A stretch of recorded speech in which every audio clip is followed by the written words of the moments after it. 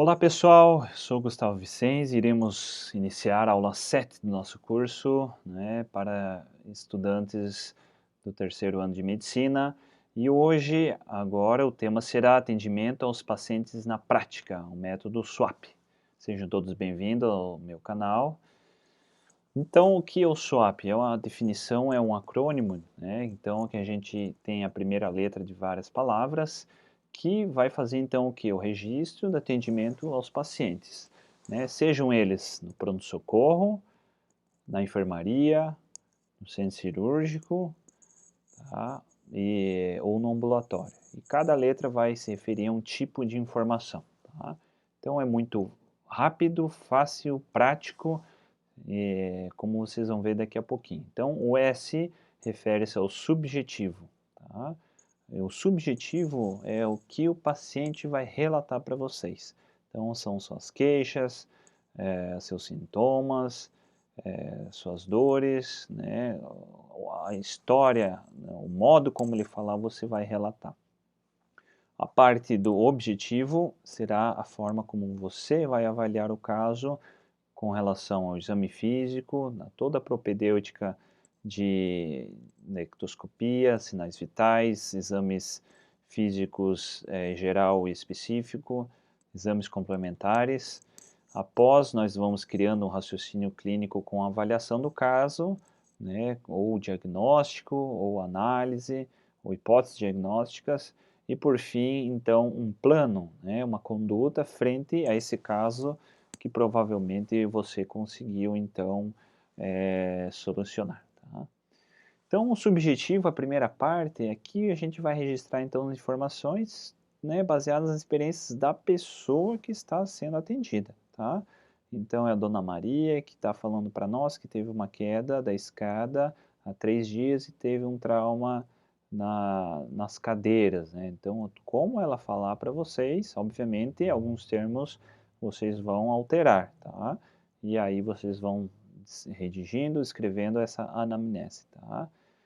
Aqui ela vai comentar, então, a queixa principal, as queixas que fizeram, que trouxeram ela para o atendimento, seus problemas, dores, e aqui vocês vão também interrogar com relação ao histórico, a história pregressa dela, com comorbidades, alergias, medicações de uso contínuo, histórico cirúrgico, então todas essas informações vocês vão relatar aqui na parte do subjetivo.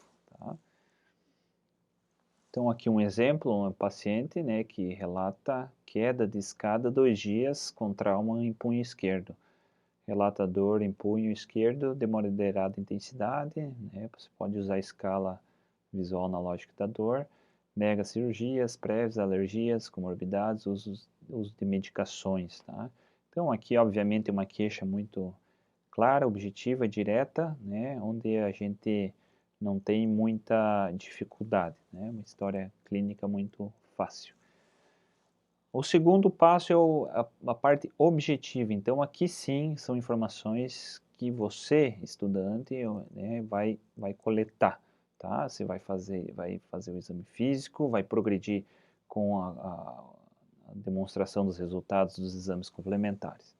Tá? Então, aqui um outro exemplo, você inicia então a parte objetiva com sinais vitais, frequência cardíaca, respiratória, pressão arterial, por isso é importante vocês terem então os equipamentos com vocês, com relação à ectoscopia, esse aqui do exemplo do paciente anterior, que teve uma queda e um trauma no punho, então em bom estado geral, lúcida, orientada no tempo e espaço, hidratada, o exame físico cardiovascular, bulhas normofonéticas em 2 tempos sem sopros, exame físico respiratório, do aparelho respiratório, murmúrio vesicular presente bilateral sem ruídos adventícios, e agora exame físico ortopédico, que é o objetivo do atendimento, a inspeção, vocês vão iniciar sempre a inspeção, vocês observam um aumento de volume no dorso do punho esquerdo, palpação, a dor, bem na estiloide radial, dor de forte intensidade, e obviamente as manobras do punho, da mão, foram impossibilitadas pela dor e pelo edema. Vai seguir com o exame neurovascular, nesse caso, não apresentava alterações, e vai partir para os exames complementares. Então, quais são os exames complementares? Se o paciente já apresenta, ou aqui você vai solicitar, então, no caso, o paciente já apresentava uma radiografia de punho esquerdo, nas incidências anterior e posterior perfil, e que não foram observados sinais, traços de fratura. Tá?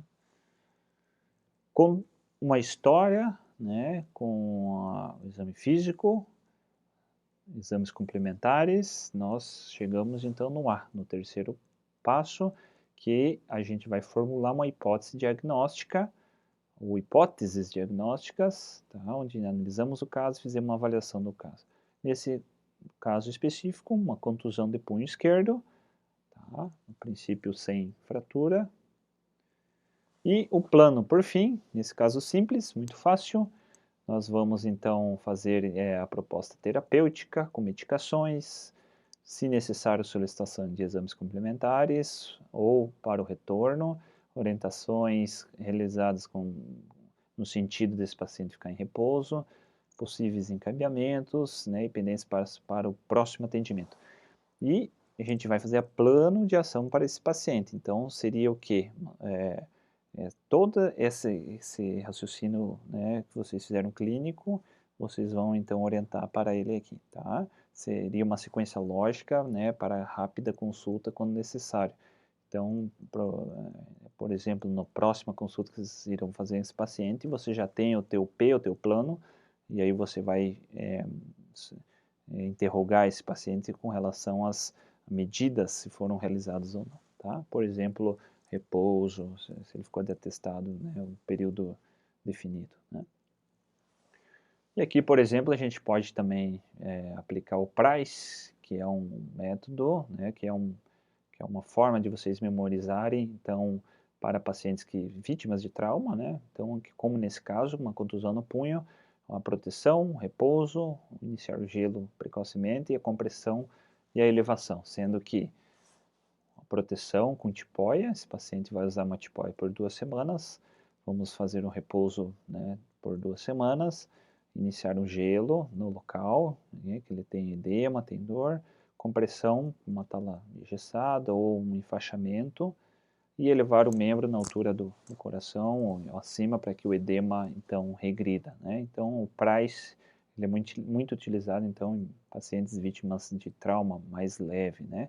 Além disso, esse paciente foi orientado a um retorno em 2 semanas para reavaliação com medicação analgésica, né? Para usar conforme sua dor, tá?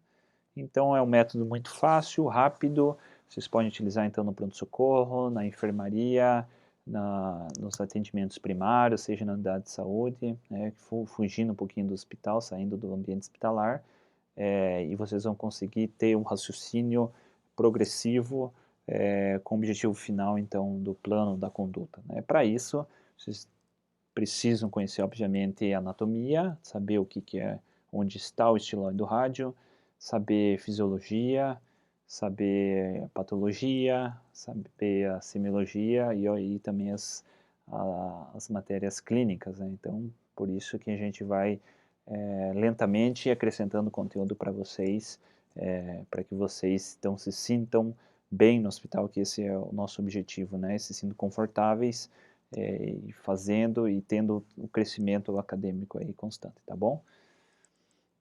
Agradeço então a atenção de todos, até a próxima atividade, valeu!